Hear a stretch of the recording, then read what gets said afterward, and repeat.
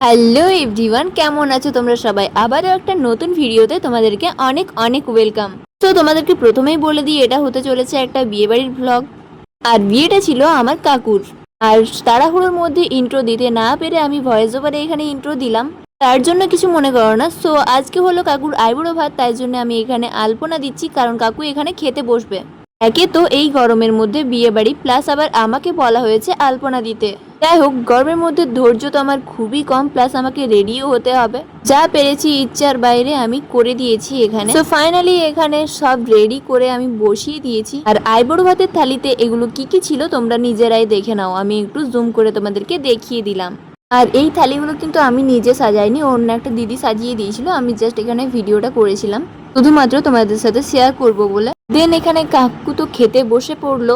আর আজকের দিনে তো খাওয়া কম, ছবি বেশি হবে, তার জন্য ধৈর্য ধরে কাকু খেতেও পারেনি, শুধু ছবিই তুলে গেছে আর নিয়ম পালন করে গেছে পরের পর। যাই হোক, খেতে তো সবসময়ই পাবে, কিন্তু এই মুহূর্তটা আর আসবে না। আর এই ছবিগুলোই কিন্তু পরে স্মৃতি হয়ে থেকে যাবে।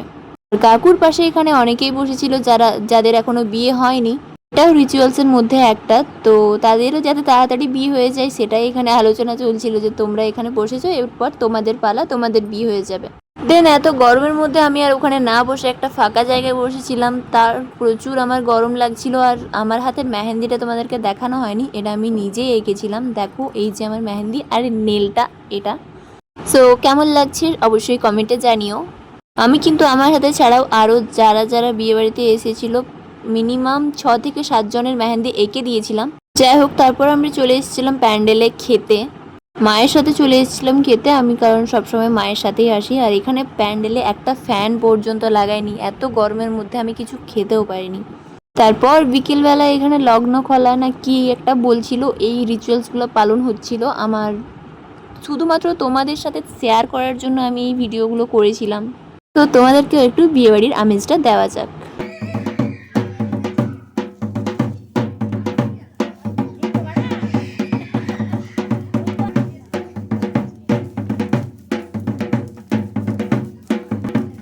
তারপর কাকু শ্বশুর বাড়ি থেকে সন্ধ্যাবেলা কাকুকে আশীর্বাদ করতে এসেছিল।